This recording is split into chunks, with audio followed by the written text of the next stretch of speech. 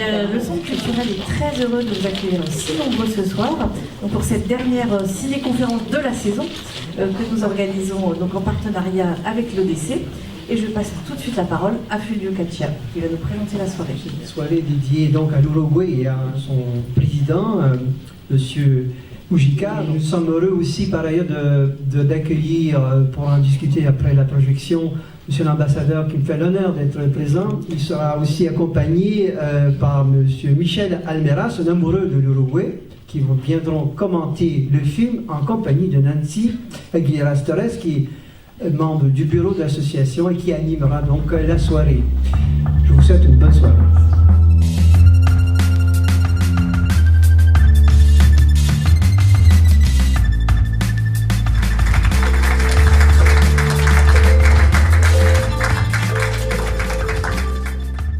Bonsoir. Deux mots sur Lucia Weinberg-Sasson. Elle est née en France, des parents uruguayens. Elle a fait ses études en France. Elle a plusieurs films documentaires. Pouvez-vous nous dire vraiment, puisque vous les connaissez mieux que nous, les parcours extraordinaires de cet ancien guerriero Tupamaro, devenu président de la République, qui a eu du mal à mettre un costard, mais qui a trouvé un discours, un langage, des vérités, des sagesses, etc., etc. Pour répondre à la question, c'est évident qu'il s'agit d'un personnage tout à fait anormal, disons. C'est-à-dire qu'il ne colle avec rien. Et surtout, ce qui est le plus intéressant, c'est son parcours. L'Uruguay, c'était un pays très riche en Amérique du Sud et qui, dans les années 60, s'est appauvri et surgit ce mouvement des Tupamaros, qui en fait commence comme un mouvement syndical des ouvriers de la canne à sucre. C'était une époque de la révolution cubaine en Amérique du Sud où on pensait, moi je fais partie de cette génération, qu'on pouvait transformer le monde. Mujica et tous ces gens-là se sont engagés là-dessus. La première action très spectaculaire, c'est qu'ils ont pris d'assaut une financière et ils ont révélé toutes les choses très très sales qu'il y avait là-dedans, au point qu'ils n'ont pas été dénoncés.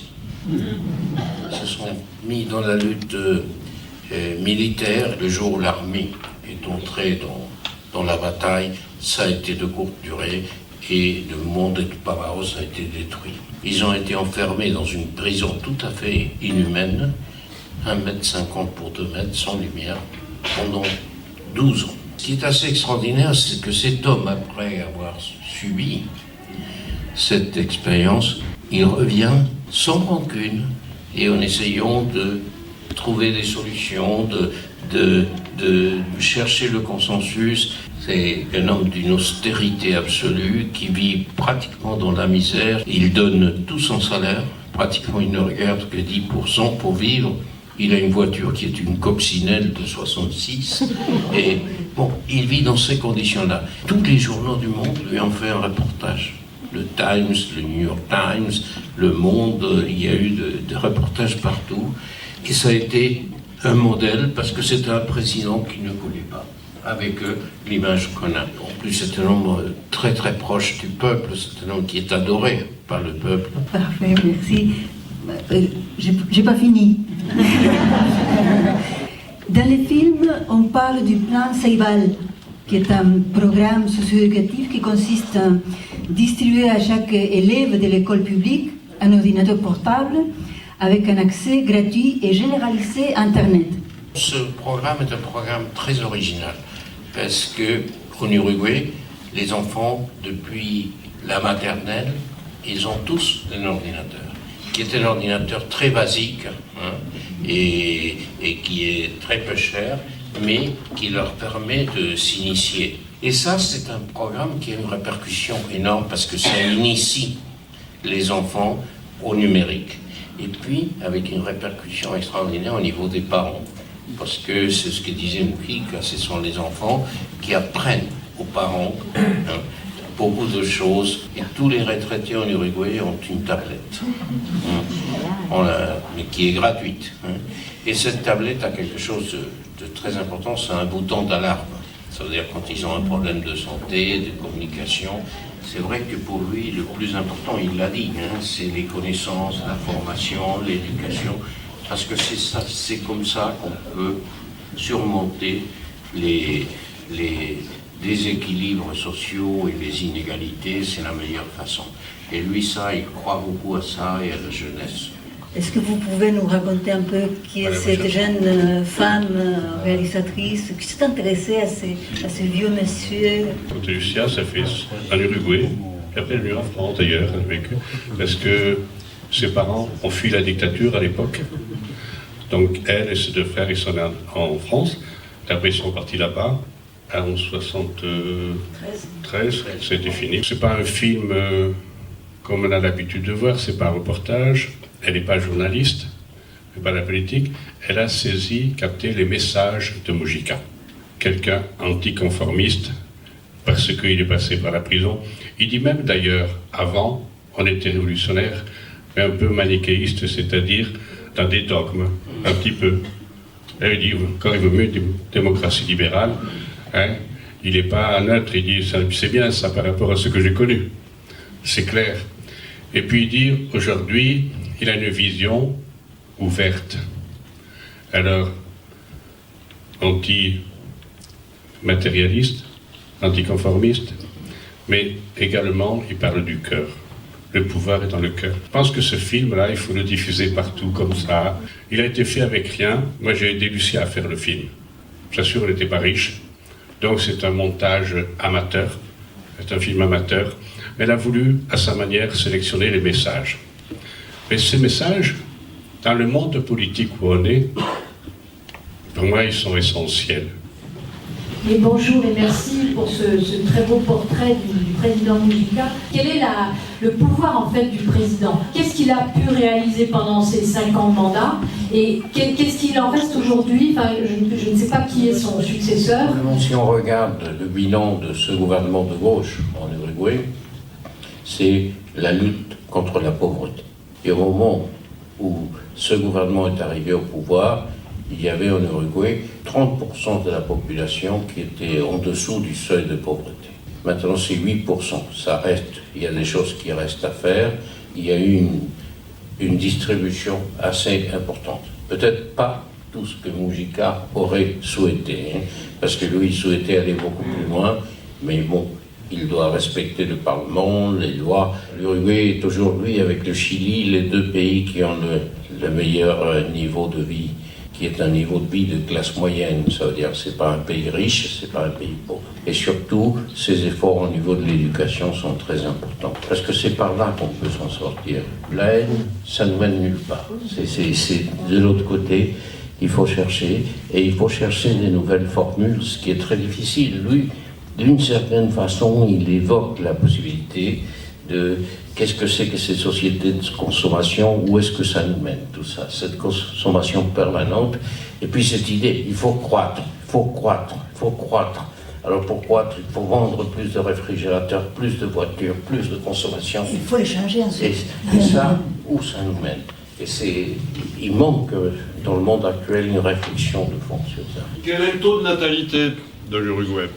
L'Uruguay, comme l'Argentine, en Amérique du Sud, sont des pays qui ont une natalité très faible. Il est comparable à celui de la France. Le Brésil, en 1950, avait 50 millions d'habitants. Il a 200 millions en ce moment. Il a quadruplé. Le Chili aussi, il avait 4 millions, maintenant il a 17 millions. Parce que ces 2 pays-là sont des pays, des populations européennes transplantées. Il n'y a pratiquement rien de ce qui précède la conquête par les Espagnols. Ils étaient très peu peuplés, en plus. Et donc, ces populations-là ont adopté les modes culturels européens. Et c'est pour ça qu'il n'y a pas de natalité. Oh, très faible. Bonsoir. On sent dans le discours de M. Mujica une certaine forme d'anticléricalisme. Et l'Amérique du Sud, c'est un pays assez croyant, très chrétien. Comment se positionne l'Église ou la population chrétienne vis-à-vis de ces orientations? L'Uruguay, encore une fois, c'est un pays assez particulier en Amérique du Sud, parce que c'est un pays totalement laïque. C'est le pays où l'Église a moins d'importance, pratiquement aucune. L'Église a été séparée de l'État à la fin du XIXe siècle. La loi de divorce en Uruguay a été votée en 1909, qui est... Tous les pays d'Amérique latine, ils ont voté la loi de divorce 50 ans après. Moi, je dis toujours que l'Uruguay, c'est un pays radical socialiste, parce que l'influence de la maçonnerie, qui était d'obéissance française, la maçonnerie uruguayenne, ils ont implanté un pays tout à fait laïque. L'école laïque, publique et obligatoire en Uruguay, a été implantée 2 ans avant Jules Ferry en France, au 19e. Et donc, l'Église est très minoritaire. Où en est-on de ce qui s'est passé pendant la dictature, les disparus, etc. Et quelle a été la position de M. Mujica? En Uruguay, il n'y a pas eu autant de morts qu'il y a eu par exemple en Argentine et au Chili. Mais il y a eu une dictature qui a été terrible, dans le sens que, à un moment donné, il y a une personne sur 50 qui habitait au pays qui ont été en prison, ou au moins molestés par la police. Et ils ont implanté un régime où il fallait faire état de sa foi démocratique. Et si vous n'aviez pas ces certificats de foi démocratique, vous étiez complètement exclu. Je crois qu'il y avait 7 à 8 000 prisonniers politiques pour un petit pays. À la sortie, il y a eu un accord avec les militaires pour que les militaires lâchent le pouvoir. Et cet accord, ce qu'il demandait, c'est l'impunité. Et une loi a été votée par laquelle on effaçait tout, hein, aussi bien pour les militaires que pour les guerrilleros. On a essayé de faire passer une loi contre l'impunité, mais qui n'a pas reçu le soutien populaire. Les gens avaient très peur des militaires, que ça puisse provoquer encore des frictions et tout ça, et cette loi n'a pas été approuvée par le référendum. Il y a en ce moment près de 200 disparus dont on ne sait pas ce qui est arrivé avec eux.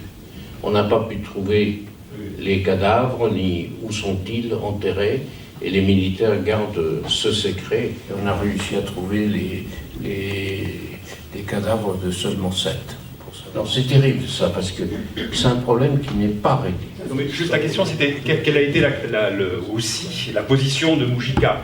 Sa position a été toujours qu'il fallait trouver la vérité, qu'il fallait déterminer tout ça, mais dans une position qui est la sienne, qui est une position de chercher, disons que, de consensus, hein, de ne pas faire que ce soit la haine qui s'impose.